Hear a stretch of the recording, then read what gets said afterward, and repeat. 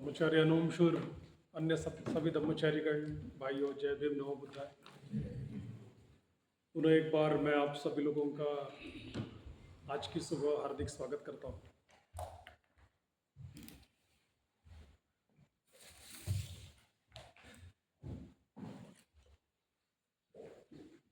कल रात को मैंने कहा था कि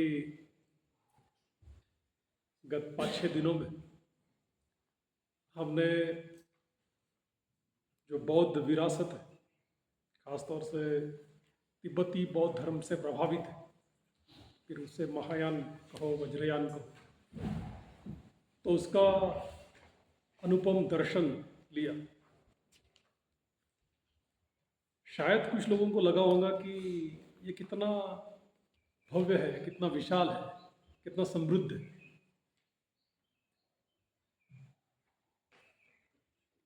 वर्तमान में देखा जाए तो तिब्बती बौद्ध धर्म है या चीनी बौद्ध धर्म है, जापानी थाई बौद्ध धर्म है,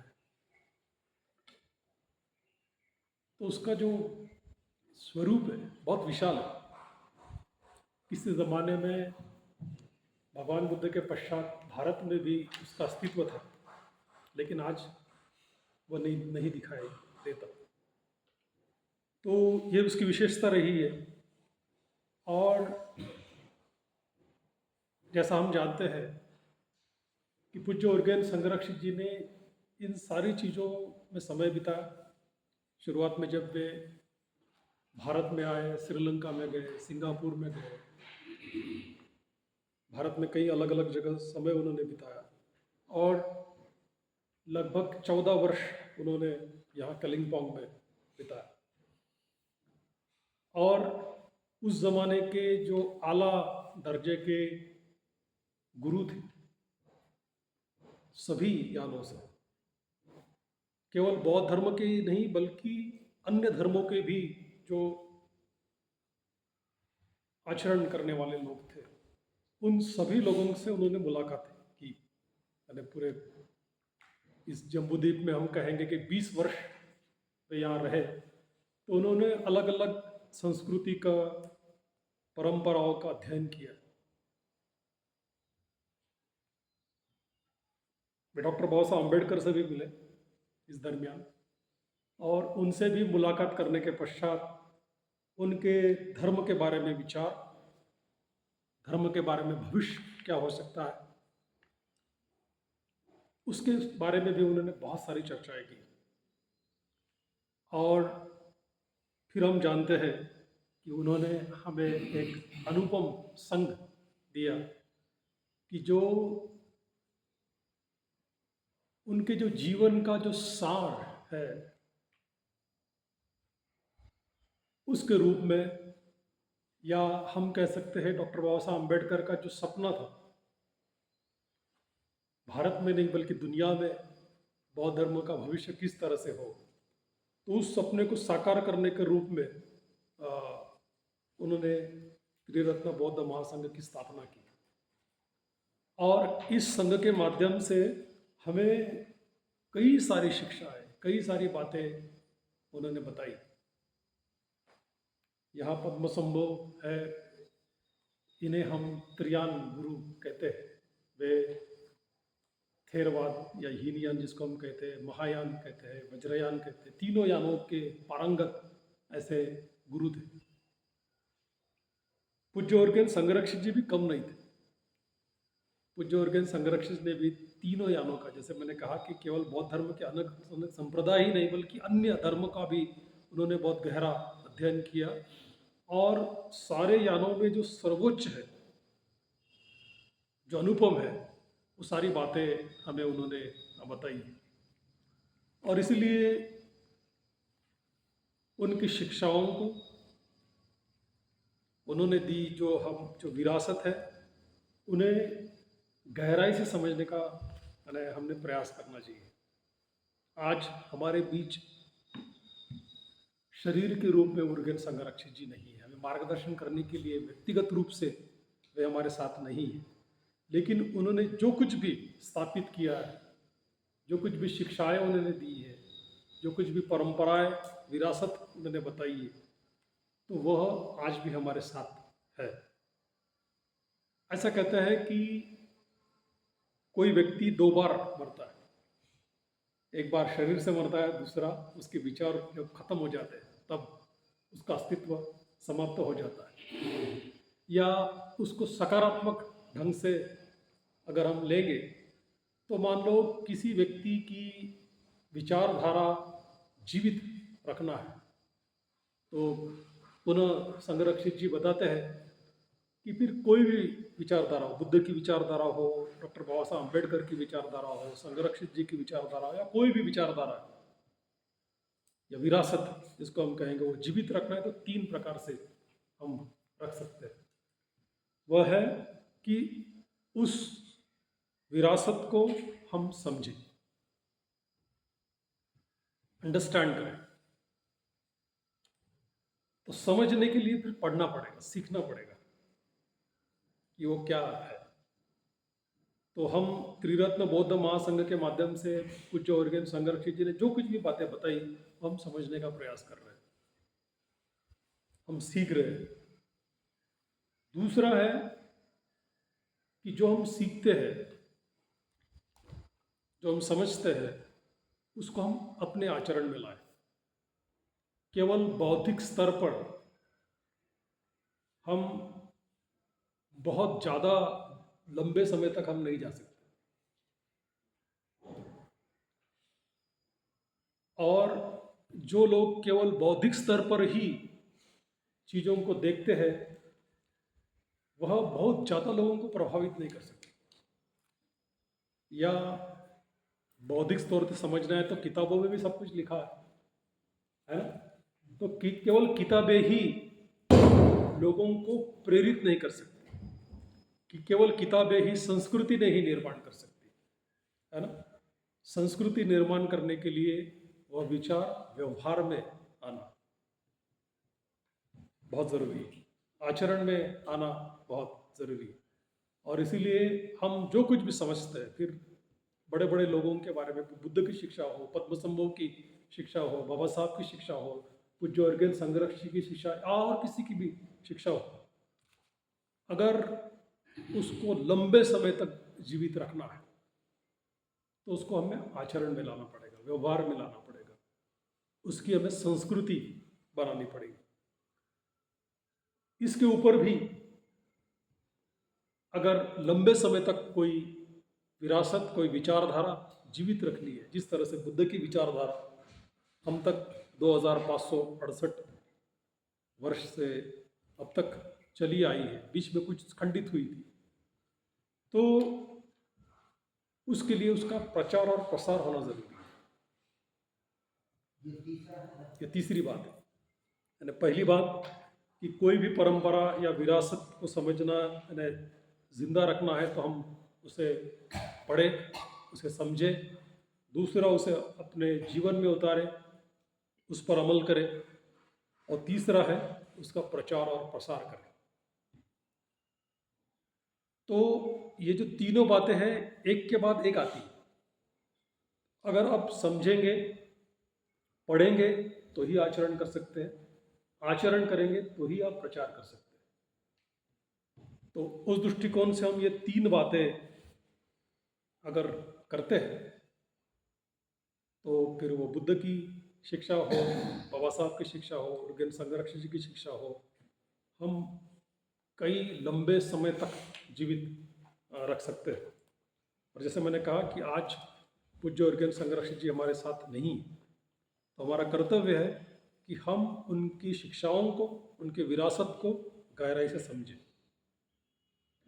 केवल शब्द नहीं समझना है, बल्कि उसका अर्थ, गहन अर्थ क्या है, वो हमने समझने का प्रयास करना चाहिए। परिपूर्ण अर्थ, सम्यक अर्थ क्या है, वो हमने समझने का प्रयास करना चाहिए। और दिन प्रतिदिन हम उसे अधिक गहराई में किस तरह से आचरण में लाए, हमारे व्यवहार में किस तरह से उतरे। बहुत बार हमारा धार्मिक जीवन बौद्धिक होता है, हमें सब मालूम है ना। इसलिए कभी कभी लगता है कि क्या ज़रूरत है गहरा आचरण करने की, हमको मालूम है। मालूम होना और व्यवहार में होना बहुत फर्क है ना। कई बार देखता हूँ कि हम कितने वर्षों से आनापानसति ध्यान कर रहे हैं, कितने वर्षों से मैत्री भावना ध्यान कर रहे हैं, कितने वर्षों से हम शील का आचरण करने का प्रयास करके, इसके बावजूद हमारी स्मृति खंडित होती है, हमारा शील खंडित होता है, हमारी मैत्री कमजोर पड़ जाती है ना। छोटी छोटी चीजें हम आदताना करते हैं, उसमें धम्म नहीं होता, तो इसीलिए उसको गहराई से आचरण में लाना, व्यवहार में लाना बहुत ज़रूरी है, और ये नित्य रूप से में करना पड़ेगा। तो ये अगर हम करते हैं तो मुझे लगता है कि हम किसी भी विचारधारा को समर्पित रूप से आगे बढ़ा सकते हैं। तो चलो हम देखते हैं कि पूज्य ऑर्गेन संरक्षित जी ने हमें उनके समूचे जीवन में 93 साल वे जीवित रहे, और ऐसा कहते हैं कि उम्र के 16 साल से ही उन्होंने बुद्धिज़्म का अध्ययन शुरू किया।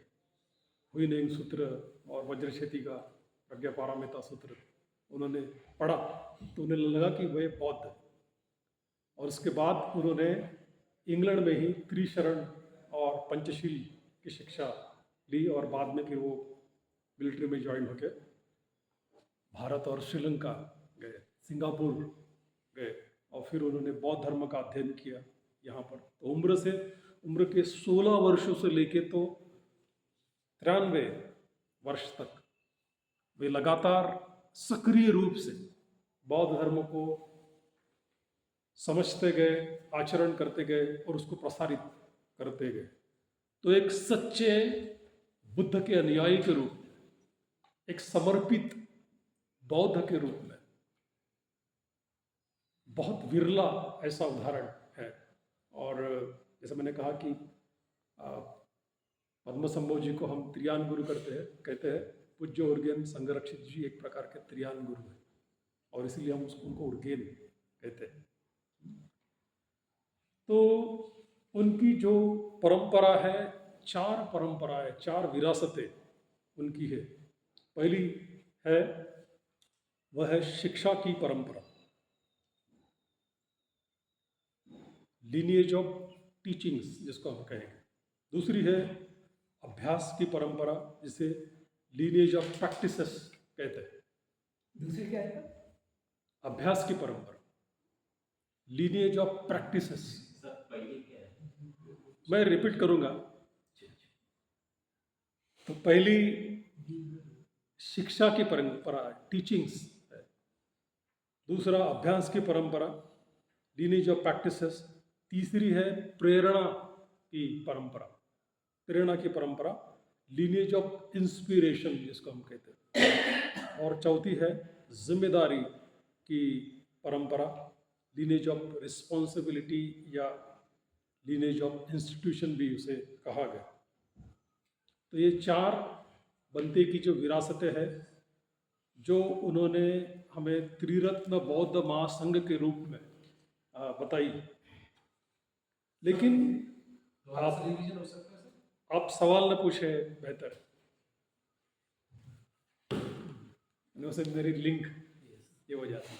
यानी आपको जो नहीं समझा तो आप अपने गुटों में जाकर चर्चा कर सकते हैं, या मैं रिपीट, जैसे मैंने कहा मैं रिपीट करूँगा जब मैं जैसे जैसे मैं आगे प्रवचन में जाऊँगा। तो ठीक है। तो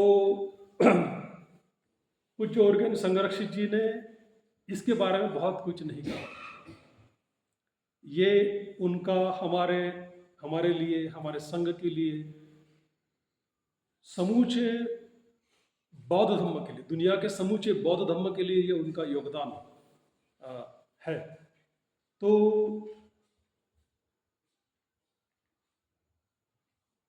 बहुत कुछ हम इसके बारे में नहीं सुनते। ऐसा कहते हैं कि पहले 3 परंपराएं थी, बाद में चौथी उसमें जुड़ी। तो एक एक करके इसके बारे में मैं थोड़ा सा बताने का प्रयास करूँगा। तो सबसे पहली जो विरासत है वह है शिक्षा की विरासत, शिक्षा की परंपरा।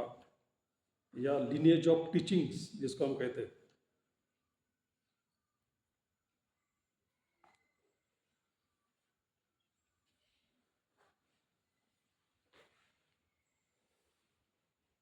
तो बुद्ध और के संरक्षित जी ने आधुनिक दुनिया में लोगों को धम्म समझे, इस तरह से धम्म का प्रस्तुतिकरण किया है कि जो मॉडर्न माइंड जिसको हम कहेंगे, आधुनिक मानस जिसको हम कहेंगे, तो उनको समझना चाहिए। उस दृष्टिकोण से उन्होंने बुद्ध धर्म का या बुद्ध शिक्षाओं का प्रस्तुतिकरण किया है। अपने आप में यह बहुत अनोखा है। उन्होंने जो प्राचीन बौद्ध शिक्षा है तो उसका आज की दुनिया में लोगों को समझने के लिए उसको एक प्रकार से अनुवादित किया है। अनुवादित करना इसका मतलब यह नहीं होता कि उसको अंग्रेजी से हिंदी करना, अंग्रेजी से मराठी करना, बल्कि जो प्राचीन जटिल शिक्षाएं थी उनको आसानी से किस तरह से हम समझ सकते हैं, तो एक नया आयाम जिसको हम कहेंगे वह देने का प्रयास किया। ऐसा लोगों का मानना था कि बौद्ध धर्म का आचरण करना, बौद्ध धर्म को समझना कि जो पीत वस्त्रधारी है या जो विहारवासी लोग हैं वही उनको समझ सकते हैं, आम लोग उसको नहीं समझ सकते। हाँ? या फिर उसको उस तरह से जटिल करके रखा था। शिक्षाओं को ही नहीं बल्कि आदर्शों को ही भी जटिल करके रखा गया था। फिर वो बुद्ध धम्म संघ हो, बुद्ध भी आप बन नहीं सकते, यानी बुद्ध बनना कितना कठिन है। सबसे पहले अगर मैं मेरे जीवन में किसी से सिखाऊंगा कि मैं बुद्ध बन सकता हूँ, आपका भी अनुभव होगा, तो वो पूज्य ऑर्गेन संरक्षित जी के कारण उन्होंने कहा कि हम बुद्ध बन सकते हैं। बुद्धत्व मानव का आदर्श है ना, मानवीय आदर्श है। तो उस दृष्टिकोण से उन्होंने हर एक बातों को एक प्रकार से संभावनाओं के बारे में प्रस्तुत किया, एक नया आयाम दिया। जो शिक्षाएं इतिहास के पन्नों में खो गई थी उनको उन्होंने पुनः स्थापित किया। जिन शिक्षाओं को एक प्रकार से अनुल्लेख किया गया था, कम लिखा गया था, उन शिक्षाओं को भी उन्होंने स्थापित किया और उसके ऊपर भाष्य किया। कुछ शिक्षाओं तो केवल विहारों में, कार्यक्रमों में पठन करने के लिए ही रह गई थी, है ना। फिर अलग अलग सूत्र हो, उस सूत्र के ऊपर भाष्य, फिर वो त्रिरत्न वंदना हो, महामंगल सूत्र हो, कर्णिमेत सूत्र हो, उस पर भाष्य किया। और एक प्रकार से हम किस तरह से उससे जी सकते हैं उसके बारे में उन्होंने बात की। दो महत्वपूर्ण शिक्षाएं या बुद्ध की शिक्षाएं कहेंगे हम, कि जो अपने आप में इतिहास में उसका महत्व कम हो गया, तो खो गई थी, उनको खास तौर से उन्होंने स्थापित किया। वह है शरणगमन और कल्याण मित्रता। कल्याण मित्रता नाम का शब्द भी हमने शायद बौद्ध होने के बावजूद सुना नहीं होगा कभी, ना ही शरणगमन का सुना होगा, है ना। तो ये बुद्ध धर्म की अति महत्वपूर्ण शिक्षा है जो खो गई थी। उसका महत्व लोग नहीं जानते थे, आज भी नहीं जानते बहुत सारे लोग। तो इन शिक्षाओं को उन्होंने पुनः स्थापित किया, इसके महत्व को अधिक उजागर उन्होंने किया कि शरणगमन करना बौद्धों का कितना महत्वपूर्ण कर्म है, कृति है, केंद्रीय कृति है। यह बात उन्होंने बताई। उनकी शिक्षाओं में हम जब उनकी जो त्रिरत्न बौद्ध महासंघ की 6 विशेषताओं को या पूज्य ऑर्गेन संरक्षित जी की 5 प्रमुख शिक्षाओं को कहो, उसमें शरणगमन और कल्याण मित्रता अहम है। तो उस दृष्टिकोण से उन्होंने शरणगमन का महत्व, फिर वो विहारवासी हो या फिर क्या गृहस्थ हो, आम आदमी हो, सबको शरण गमन, बुद्ध धम्म संघ को प्रतिबद्ध होना कितना महत्वपूर्ण है, इसके बारे में उन्होंने बात की। कल्याण मित्रता की उन्होंने बात की। जागृति का अभ्यास, शीलों का अभ्यास, इस तरह से इन शिक्षाओं को उन्होंने बहुत ज़्यादा महत्व दिया। और जैसे मैंने कहा, कुछ शिक्षाएं उन्होंने स्वयं आधुनिक दुनिया के लिए निर्माण की। वह है कि मन प्रतिक्रियात्मक तथा सूचक, यह उनके अपने आप में भंते की देन है हमें, कि उन्होंने स्वयं उसके बारे में खोज की है। कनिष्ठ उत्क्रांति और उच्च उत्क्रांति के रूप में बौद्ध धर्म को उन्होंने पेश किया, वह भी अपने आप में उनकी खोज है। श्रोतापन्न के आदर्श को, बुद्धत्व के आदर्श को उन्होंने सच्चे और परिपूर्ण व्यक्ति के रूप में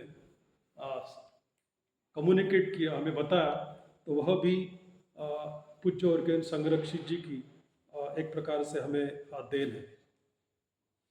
शिक्षाओं का क्रमिक विकास, प्रोग्रेसिव डेवलपमेंट ऑफ टीचिंग जिसको हम कहेंगे, स्तर जिसको हम कहेंगे, तो यह भी पूज्य ऑर्गेन संरक्षक जी की हमें देन है कि उन्होंने फिर शरण गमन के स्तर बताए, व्यक्ति के स्तर बताए, संघ के स्तर बताए। हर चीज 0 से 100 ऑटोमेटिक नहीं होती, झट नहीं होती, वो क्रमिक ढंग से विकसित होती है। फिर वो जागृति का स्तर हो, शीलों का स्तर हो, तो यह भी अपने आप में पूज्य ऑर्गेन संरक्षक जी ने हमें बताया। हम देखते हैं कि शरण गमन के 2 ही स्तर पहले बताए गए, यानी आप जब हम स्टडी करते हैं, लौकिक और लोकोत्तर, है ना। लेकिन पूज्य ऑर्गेन संरक्षक जी ने हमें कितने स्तर बताए? 5, है ना। तो इस तरह से हम किस तरह से क्रमिक ढंग से विकास कर सकते हैं, तो यह बातें उन्होंने बताई। तो हम कह सकते हैं कि आधुनिक बौद्ध जगत में पूज्य ऑर्गेन संरक्षित जी एक महान शिक्षक है। उनके जैसा शिक्षक मिलना दुर्लभ है, और हमारे लिए कल्याण योग है, भाग्यशाली। अरे शब्दों को हम टालने का प्रयास करेंगे, तो ये हमारे लिए कल्याणकारी योग है कि हम उनके संग में, हम उनकी शिक्षाओं से लाभान्वित होते हैं। तो हम उन्होंने जो भी बताया, जो भी शिक्षाएं उन्होंने दी, उन शिक्षाओं का गहराई से समझने का हम प्रयास करना चाहिए। कल हम कुछ लोग बात कर रहे थे, पथदर्शी, साधना रत्न, अनुमशूर में, तो मैंने कहा कि पूज्य ऑर्गेन संरक्षित जी की हम कितनी शिक्षाओं को जानते हैं, कितना पढ़ा है। इनसे भी बात कर रहा था मैं, सुगत प्रिय जी से। हमने मित्र अभ्यास किया है, हमने GFR का अभ्यास किया है, खत्म। इसके ऊपर हमने क्या पढ़ा है? बंती जी की जो शिक्षा है, वॉल्यूम्स है, इतने मोटे मोटे 27 है। 27 कब पढ़ेंगे हम? और पढ़ने के बाद हम समझेंगे कब? और आचरण में कब लाएंगे? और लोगों को कब बताएंगे? तो इसका मतलब ये नहीं, मैं आपको निरुत्साहित नहीं कर रहा हूं, लेकिन हम बंते जी के मानस को अगर हमें समझना है, बंते जी को हमें पूरी तरह से समझना है, तो हमें बहुत पढ़ना पड़ेगा, बार बार पढ़ना पड़ेगा उनकी शिक्षाओं को। और केवल शब्दों को नहीं पढ़ना है, केवल शब्दों को नहीं पढ़ना है, बल्कि उसके अर्थ को पढ़ना है, गहरे अर्थों को हमको समझना पड़ेगा। बहुत बार लोग शब्द पढ़ते हैं, शब्दों का खेल करते हैं, शब्द घुमाते हैं। तो यहाँ बहुत सारे टीचर्स भी लोग हैं, तो ये एकेडमिक लोगों का काम है शब्दों को घुमाना, है ना।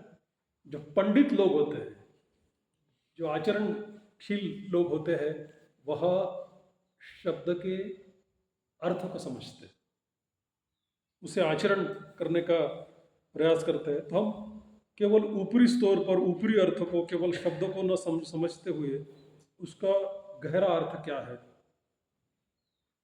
उसके ऊपर नित्य रूप से हमने चिंतन करना चाहिए और बार बार पढ़ते रहना चाहिए, निरंतर रूप से हमने पढ़ते रहना चाहिए।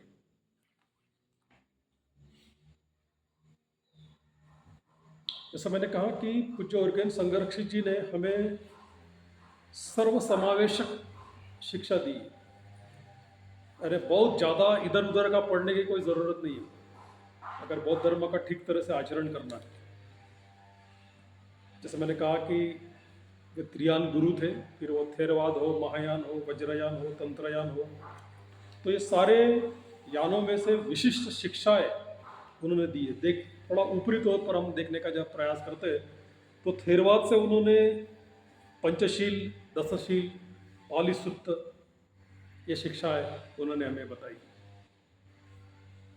महायान संप्रदाय से उन्होंने बोधिसत्व आदर्श, ध्यान साधनाएं, पारामिताएं और कुछ सूत्र उन्होंने बताया।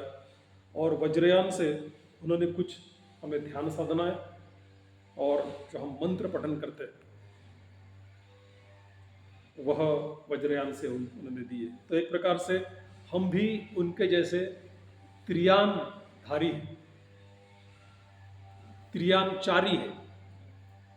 ब्रह्मचारी एक प्रकार से त्रियानचारी है, तीनों यानों का हम एक प्रकार से आचरण करते हैं। हमारी दीक्षा भी एक प्रकार से त्रियान की दीक्षा है, तीनों यानों की दीक्षा है। जैसे बाबा साहब सोचते थे कि मैं कोई विशिष्ट यान का नहीं हूँ, मैं बुद्धयान का हूँ, तो उसी प्रकार से हम बुद्धयानी है, इस तरह से हम देख सकते हैं।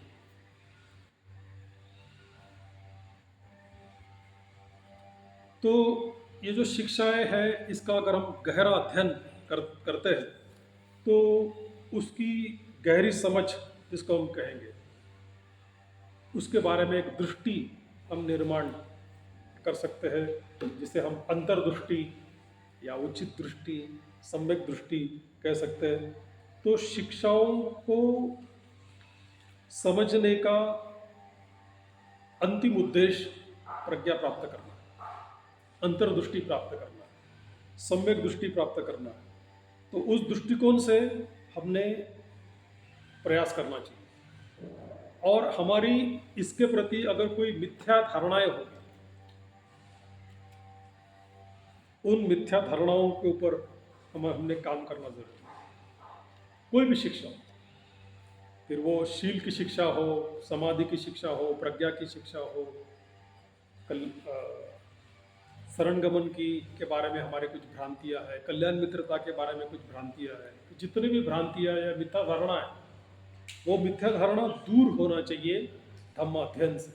तो वो प्रयास हमने करना चाहिए। दूसरी विरासत हम देखेंगे पूज्य ऑर्गेन संरक्षित जी की, वह है अभ्यास की परंपरा या लीनिएज ऑफ प्रैक्टिस, जिसको हम कहेंगे। मराठी में हम सराव कहते हैं, हिंदी में हम अभ्यास करेंगे। अभ्यास ठीक है ना, अभ्यास यानी स्टडी नहीं है। हम मराठी में जब अभ्यास बोलते तो स्टडी होता है ना, लेकिन यहाँ अभ्यास का मतलब प्रैक्टिस जिसको हम कहेंगे। तो निश्चित ही पूज्य ऑर्गेन संरक्षित जी ने हमें कुछ प्रैक्टिसेस, कुछ अभ्यास बताया है। जैसे मैं इसके पहले भी मैंने कहा कि शील पालन है, ध्यान साधना है, धम्म प्रशिक्षण की पद्धति है, कल्याण मित्रता है।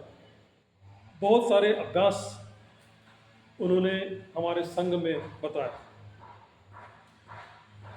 शील पालन है, हम अपने नैतिक जीवन को अधिक पैना बनाने के लिए, अपने जीवन को अधिक विशुद्ध बनाने के लिए उसका उपयोग करते हैं। जीवन में अधिक पवित्रता, शुद्धता बनाने के लिए हम शील पालन का उपयोग करते हैं। अधिक सकारात्मक होने के लिए, नकारात्मकता से दूर जाने के लिए, नित्य रूप से सकारात्मक चर्या, नित्यचर्या करने के लिए हम शील पालन करते हैं।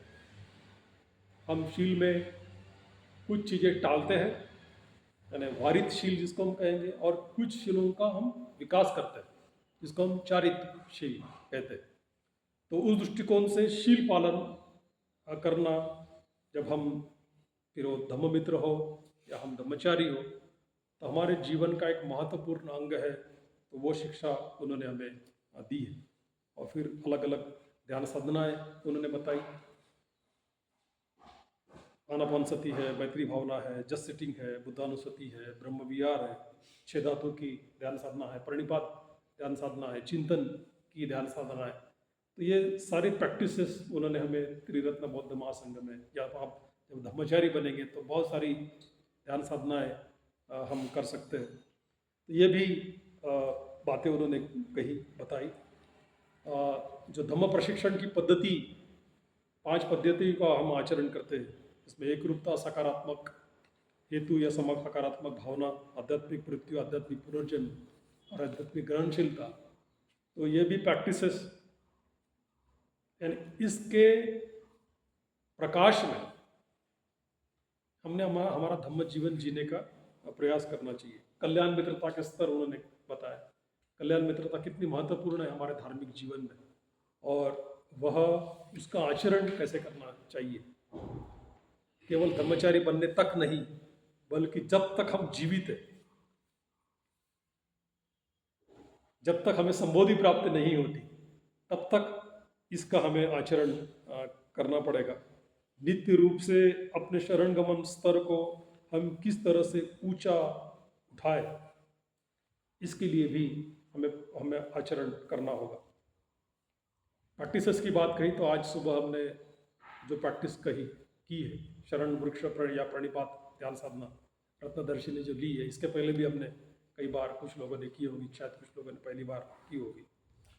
तो वह भी एक प्रकार से, यानी वो प्राचीन परंपरा ही है जो 5 मूल योगा तिब्बती परंपरा में बताए गए हैं, जिसमें प्रणिपात ध्यान साधना, वज्रसत्व ध्यान साधना, या फिर बोधिचित्त ध्यान साधना, गुरु योगा, कल्याण मित्र योगा जिसको कहते हैं।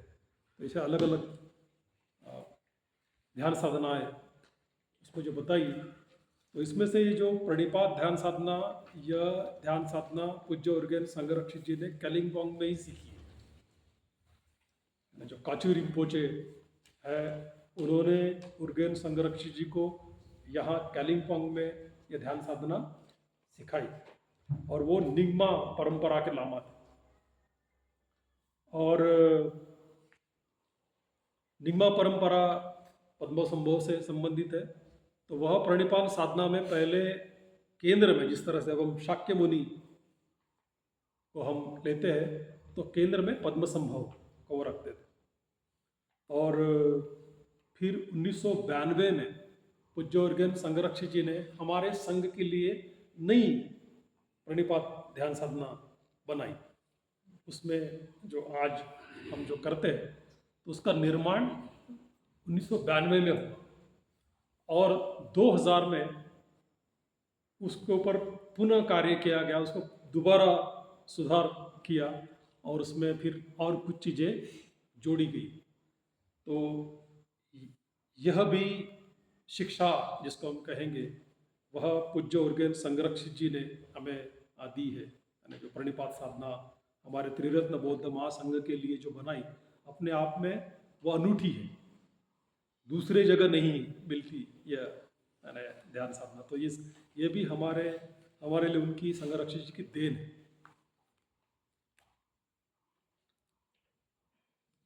कुछ लोग प्रैक्टिसेस को बहुत ज़्यादा महत्व देते हैं, ज़रूरी है,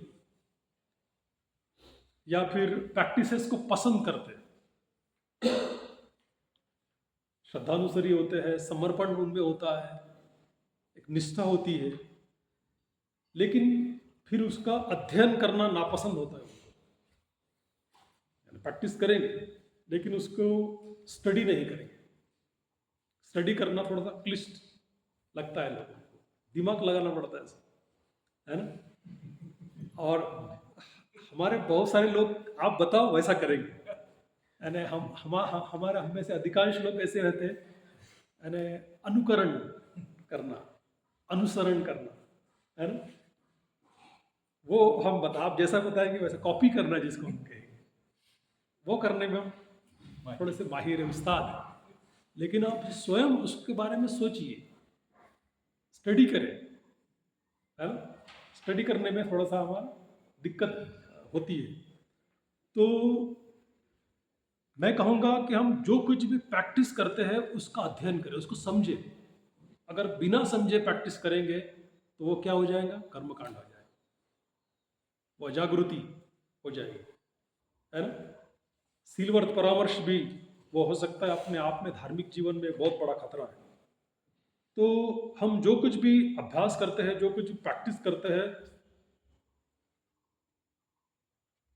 उसके आधार पर हमारा अध्ययन होना चाहिए।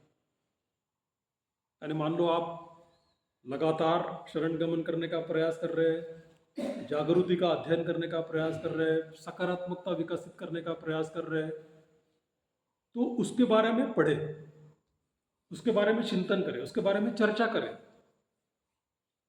अन्य जो अनुभव लोग हैं उनके साथ अपने अनुभव बांटें, साझा करें।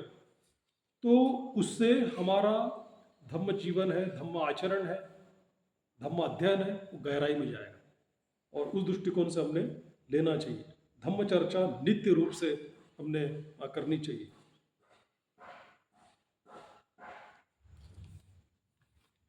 एक लामा कहते हैं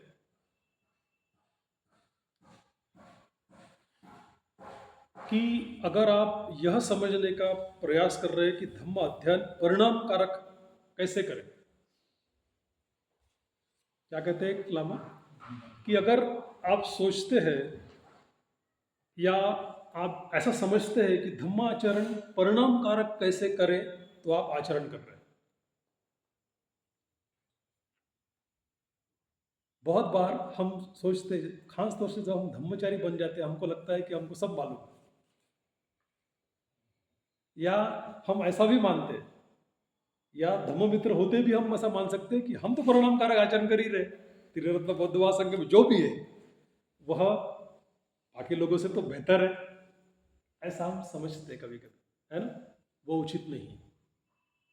हमने नित्य रूप से, मैं अक्सर कहता हूं कि अच्छाई की कोई सीमा नहीं होती। आप अच्छा कर रहे हैं तो उससे बेहतर करो, बेहतर कर रहे हैं उससे और बेहतर करो। तो नित्य रूप से हमारा आचरण अधिक परिणाम कारक कैसे हो, तो एक प्रकार से हम धम्म जीवन में सक्रिय है, एक प्रकार से हम प्रैक्टिस कर रहे हैं, एक प्रकार से हम सीख रहे हैं, अभ्यास कर रहे हैं, उसका यह अर्थ होता है। और यह अभ्यास, यह प्रैक्टिस हमने नित्य रूप से करनी चाहिए, केवल शिविरों में, केवल चैप्टर में, या केवल सुबह 1 घंटा हमने ध्यान कर लिया जागृति का, बाद में जागृति खत्म, काम खत्म, ध्यान खत्म, जागृति खत्म, ऐसा नहीं होना चाहिए। जागृति निरंतर बहती रहनी चाहिए, जैसे हमारे शरीर में रक्त या जीवन ऊर्जा बह रही है ना, उस तरह से जागृति, सकारात्मकता हमारे व्यवहार से, हमारे आचरण से बहती रहनी चाहिए। तो उस दृष्टिकोण से हमने उसे करना चाहिए, अभ्यास करना चाहिए नित्य रूप से। अभ्यास हम व्यक्तिगत रूप पे भी कर सकते हैं, सामूहिक रूप से भी कर सकते हैं, है ना, प्रैक्टिस जिसको हम कहेंगे। और ऐसा कहते हैं कि सामूहिक रूप से प्रैक्टिस करना, सामूहिक रूप से अभ्यास करना, सामूहिक रूप से कोई भी कार्य करना। हम यात्रा में भी है तो हम सामूहिक एक दूसरे के साथ चल रहे हैं, शिविरों में एक दूसरे के साथ है तो हमें ऊर्जा मिलती है, हम एक दूसरे से सीख सकते हैं। तो सामूहिक तप करना महाफलदायी होता है, ऐसा हम कहते हैं। तो सामूहिक दृष्टिकोण से प्रैक्टिस करना, सामूहिक दृष्टिकोण से अध्ययन करना, अभ्यास करना बहुत महत्वपूर्ण होता है। हम तीसरी परंपरा पे आते हैं, वह है प्रेरणा की परंपरा, लीनिएज ऑफ इंस्पिरेशन कहा गया। बहुत महत्वपूर्ण ऐसी परंपरा है, क्योंकि प्रेरणा के बगैर हम कुछ नहीं कर सकते। अगर प्रेरणा नहीं है तो धम्म जीवन भी कठिन हो सकता है। हम धम्म आचरण नहीं कर सकते, हम ध्यान नहीं कर सकते, हम शील का पालन नहीं कर सकते, हम शिविरों में नहीं जा सकते, और ये प्रेरणा हमेशा टिकी नहीं रहती, कम होती। जब नकारात्मकता हम पर हावी हो जाती या परिस्थिति हम पर हावी हो जाती, अनुकूल परिस्थिति नहीं रहती, या हमें ऊर्जा नहीं है, सकारात्मकता नहीं है, तो ये प्रेरणा कम हो सकती है और हमारा धम्म आचरण, धम्म कार्य, धम्म के प्रति हमारा समर्पण कम हो सकता है। हमारा धम्म जीवन ठीक से नहीं चल सकता है। प्रेरणा एक प्रकार से हमें अपने आप को आदर्श के प्रति खुला करती है। अगर प्रेरणा रही तो हम ग्रहणशील रह सकते हैं, हम सीख सकते हैं। अगर प्रेरणा नहीं है तो हम बंद हो सकते हैं। तो इसलिए प्रेरणा जरूरी है। स्वयं प्रेरणा होनी चाहिए। बाहर से भी हम प्रेरणा ले सकते हैं। तो हम कहाँ से प्रेरणा लेते हैं धर्म जीवन के लिए, इसके बारे में सोचना जरूरी है। प्रेरणा की परंपरा एक प्रकार से व्यक्तिगत कृति से आती है।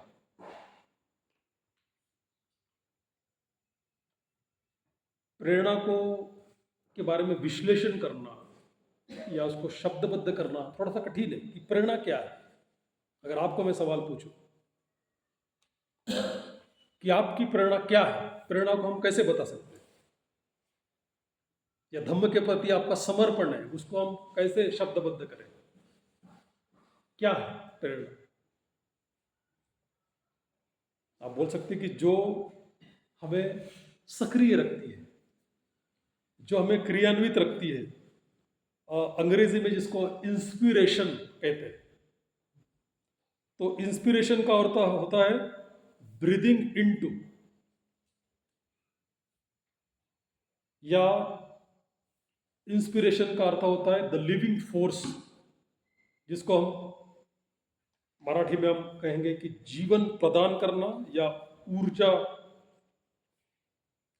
या शक्ति, जिसको हम कहेंगे जिंदा शक्ति कहेंगे, जीवंत शक्ति कहेंगे।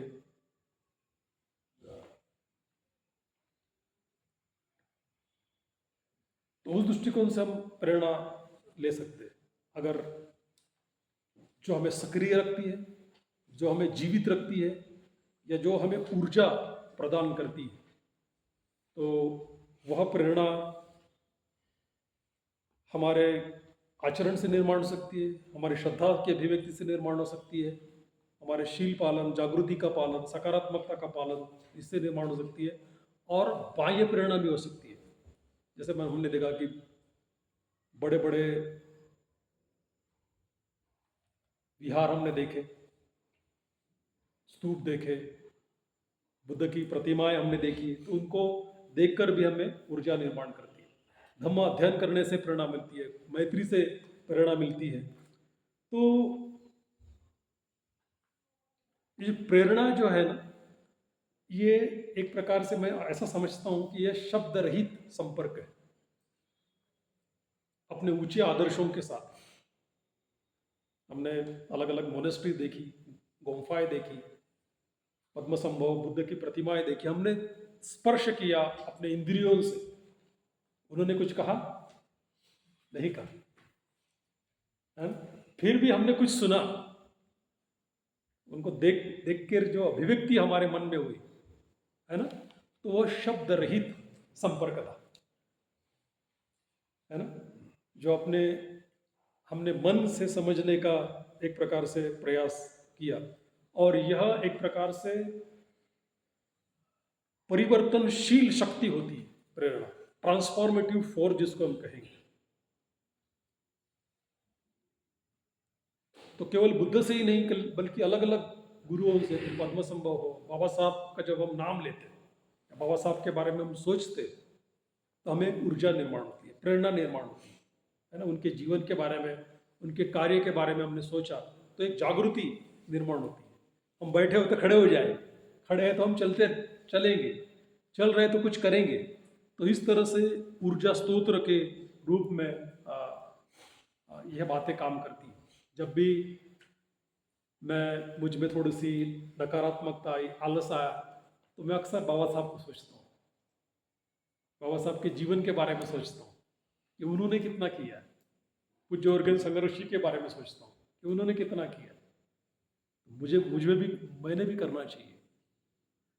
तो यही से फिर हम सवाल कर सकते हैं कि हमें भी आलस आता है या लोग आलसी होते हैं, है ना?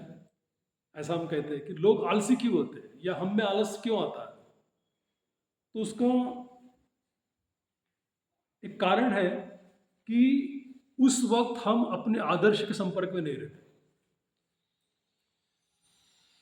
है ना? अरे हमारा जो जागृति का केंद्र है वो कुछ अलग हो जाता है। तो जब भी आलस आया, रेस्टलेस हो गए हम, तो हम अपने आदर्श के बारे में, बुद्ध के बारे में सोचे, डॉक्टर बाबा साहब अम्बेडकर के बारे में सोचे, उर्गेन संघर्ष के बारे में सोचे, और फिर एक प्रकार से एक ऊर्जा हमें निर्माण हो सकती है। कभी कभी मैं लोगों को कहता हूँ कि अगर आपको सदा सक्रिय रहना है तो ऊंचे सपने देखो। जो लोग बड़े ख्वाब देखते हैं वो कभी आलसी नहीं होते। हाई एम, यानी आजकल पिछले कुछ वर्षों में बहुत सारी, क्या वो, मैं ज़्यादा पढ़ता नहीं हूँ किताबें, लेकिन ऊंची सोच का ऊंचा जादू, ऐसा समथिंग तो भी बहुत सारी किताबें बिकती है मार्केट में। तो जो लोग बड़ा सोचते, बड़े सपने देखते, तो वे सदा कुछ न कुछ करते रहते। तो फिर अपने व्यक्तिगत जीवन के लिए, धार्मिक जीवन के लिए हमने बड़ा सोचना चाहिए, है ना? यहाँ पर साधना रत्नदर्शी है, हमने साथ में कुछ लोगों, कुछ वर्ष काम किया, तो हमने सदा बड़ा सोचा, छोटी बात नहीं सोची। जो हमारे हमारे आचरण के, हमारे पहुंच के बाहर है, ऐसी चीज़ें हमने सोची, असंभव चीज़ें सोची। और गत लगभग 10-15 साल में ऐसी बहुत सारी चीज़ें हमने कर पाए कि जो ऐसे आप में करना बहुत कठिन थी। उसको समर्पित रूप से हमने किया, और उससे एक ऊर्जा का निर्माण हुआ, उसमें से चैतन्य निर्माण हुआ, उसे एक बल मिला। तो उस दृष्टिकोण से हमने ऊंचा सोचना चाहिए। इन्होंने मेरा परिचय करते वक्त दिया कि मैं सदा कुछ न कुछ करते रहता हूँ, क्योंकि मैं सदा कुछ न कुछ सोचते रहता हूँ कि नहीं ऐसा होना चाहिए, मैं ऐसा कर सकता हूँ। जैसे हम मैत्री भावना में हम कहते हैं कि मैं ऐसा होना चाहिए, तो केवल विचारों से नहीं होगा, वो उसको कुछ करना पड़ेगा। तो यह जो प्रेरणा है, यह एक प्रकार से हमें कार्यान्वित करती है, सक्रिय करती है, आगे ले जाती है। और प्रेरणा एक प्रकार से निष्ठा से, विश्वास से, भक्ति से, श्रद्धा से, ग्रहणशीलता से आती है, चिंतन से आती है। और उस दृष्टिकोण से हमने नित्य रूप से त्रिरत्नों के प्रति, अपने प्रैक्टिसेस के प्रति श्रद्धा या ग्रहणशीलता विकसित करें और विनम्र रहे। वहीं से एक प्रकार से प्रेरणा निर्माण हो सकती है।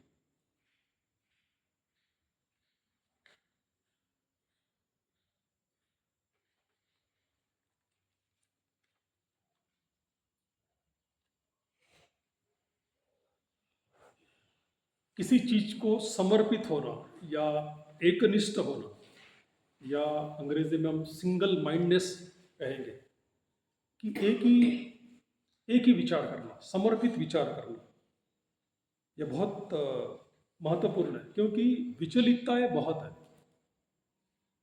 ना? कन्फ्यूजन दुनिया में बहुत है, और इसलिए हम अगर समर्पित नहीं होंगे कोई भी एक विशिष्ट विचारधारा को, तो हम बहुत आगे नहीं जा सकते, है ना? इसलिए अगर हमको सक्सेसफुल होना है तो एक प्रकार से नैरो माइंड होना चाहिए, ऐसा लोग बोलते हैं। तो जो महत्वपूर्ण है उससे ही हम जुड़े, हम अपने जीवन में एक प्रकार से प्राथमिकता रखें कि हमको क्या करना है, हमारे जीवन का किस तरह से उपयोग करना है, कौन सी विचारधारा को समर्पित होना है, कौन सी शिक्षा को समर्पित होना है। तो उस दृष्टिकोण से हमने अपने आप को करना चाहिए। ये जो प्रेरणा की जो परंपरा है वह एक प्रकार से कल्याण मित्रता की परंपरा भी इसको कहा है, क्योंकि हम प्रेरणा किससे लेते हैं? हम प्रेरणा बुद्ध धम्म संघ से लेते हैं, है ना। बुद्ध के बाद जो अन्य लोग हुए, डॉक्टर बाबा साहब अम्बेडकर है, या फिर जो 16 गुरु हमने देखे हैं, वर्तमान के जो 8 गुरु हमने देखे, तो उनसे, बुद्ध से लेके तो अब तक हमारे कल्याण मित्र तक, तो उनसे भी हम प्रेरणा लेते हैं, है ना। तो ये जो प्रेरणा है यह एक प्रकार से कल्याण मित्र की भी परंपरा है, और उस परंपरा को जीवित रखने के लिए हमें नित्य रूप से कुछ प्रयास करने पड़ेंगे। मैं कभी कभी कहता हूँ कि कल्याण मित्रता यह आग के जैसी है। आग होती है, जलती आग, उसके जैसी है, जो हमारी नकारात्मकता को जलाती है। और आग को जिंदा रखने के लिए क्या करना पड़ता? उसमें कुछ डालना पड़ता, फ्यूल डालना पड़ता, है ना, प्रयास करना पड़ता उसको जीवित रखने के लिए। तो कल्याण मित्रता भी वैसी ही है।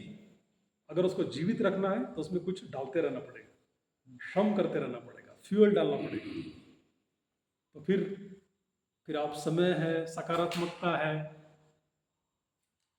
ना, ग्रहणशीलता है, समर्पण है, एकनिष्ठता है, ये चीज़ें अगर हम डालेंगे कल्याण मित्रता में, ग्रहणशीलता है, तो हमारी कल्याण मित्रता बहुत दूर तक जा सकती है। और आखिरी विरासत पूज्य ऑर्गेन संरक्षक जी की है, वह है जिम्मेदारी की विरासत या परंपरा, जिसे हम लिनिएज ऑफ इंस्टीट्यूशन या रिस्पॉन्सिबिलिटीज भी कहते हैं। जैसे शुरुआत में मैंने कहा था कि पहले 3 ही परंपरा थी, बाद में ये जोड़ी गई चौथी परंपरा, संस्थाओं की या संरचना की परंपरा भी जो जिसे कहते हैं। अन्य परंपराओं के साथ यह परंपरा मुझे व्यक्तिगत तौर से बहुत अच्छी लगती है। मैं सदा पूज्य ऑर्गेन संरक्षक जी का कृतज्ञ रहता हूँ कि जिन्होंने इतना अनुपम संघ हमें दिया है, एक ऐसा ढांचा, एक ऐसी संरचना निर्माण की है कि जो डॉक्टर बाबा साहब अम्बेडकर को अभिलाषित थी। एक अंतर्राष्ट्रीय आंदोलन हो, और जिस तरह से उन्होंने ढांचा बनाया, सभी के लिए खुला रखा है, तो अपने आप में पूज्य ऑर्गेन संरक्षक जी की आधुनिक दुनिया के लिए बहुत बड़ी देन।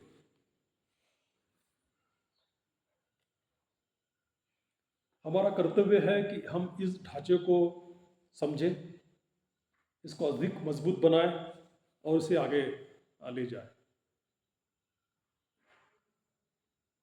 अगर हम अन्य 3 विरासतें, 3 परंपराएं ठीक से समझते हैं, यानी शिक्षा की परंपरा, अभ्यास की परंपरा और प्रेरणा की परंपरा, इन 3 चीज़ों को अगर हम समझते हैं तो हम ये चौथी परंपरा, जिम्मेदारी की परंपरा, इसको हम अच्छी तरह से निभा सकते हैं। अगर ये पहली 3 परंपराओं को, 3 विरासतों को हम नहीं समझा या आचरण नहीं किया, तो संघ की जो विरासत है, संघ की जिम्मेदारी की विरासत है, यह भी हम बहुत आगे नहीं ले जा सकते, या हम संघ में अच्छा जीवन नहीं जी सकते। तो हम अक्सर सोचे कि हम संघ के लिए क्या कर सकते हैं। खुद के लिए तो बहुत सभी लोग जीते, है ना, इन्होंने परिचय में कहा। तो हम संघ के लिए अधिक क्या कर सकते हैं कि जो अपने आप में बहुत अनुपम है, जो डॉक्टर बाबा साहब अम्बेडकर का सपना है, जो पूज्य ऑर्गेन संरक्षक जी की आधुनिक दुनिया के लिए बहुत बड़ी देन है। अगर संघ मजबूत है तो धम्म मजबूत रहेगा। वहां आकर लोग बुद्ध को भी समझ पाएंगे। अगर संघ मजबूत नहीं है तो धम्म भी कमजोर हो सकता है। तो उस दृष्टिकोण से हम अधिक जिम्मेदार बने कि हम पर जो भी जिम्मेदारियां आई है उस जिम्मेदारी को हम ठीक से निभाएं, उससे समर्पित रूप से हम काम करें और एक सक्रिय संघ सदस्य बने। हम मानते हैं कि हमारा संघ का प्रतीक अवलोकितेश्वर है। कितने हाथों वाला? 1000 हाथों वाला, है ना। और हर एक हाथ में क्या है? आंख है, जागरूक है, और वह जागृति से लोगों को मदद कर रहा है। तो उस दृष्टिकोण से हम स्वयं का भी विकास करें और अन्य लोगों को भी हम सहयोग करें। हम मानते हैं कि पूज्य ओरगेन संगरक्षित जी ने उनकी एक कविता में कहा है कि संघ एक रेगिस्तान में खिला हुआ बगीचा, गार्डन इन द विल्डरनेस। तो क्या आप वहाँ काम करेंगे? यह सवाल पूज्य ओरगेन संगरक्षित जी ने हमें किया है ना। तो आज की आधुनिक दुनिया को हम देखते हैं, भारत ही नहीं बल्कि पूरी दुनिया, जो भौतिकवाद, विभाजन, कंज्यूमरिज्म जिसको हम कहेंगे, इसमें फंसी हुई है, मिथ्या विचारधारा में फंसी हुई है।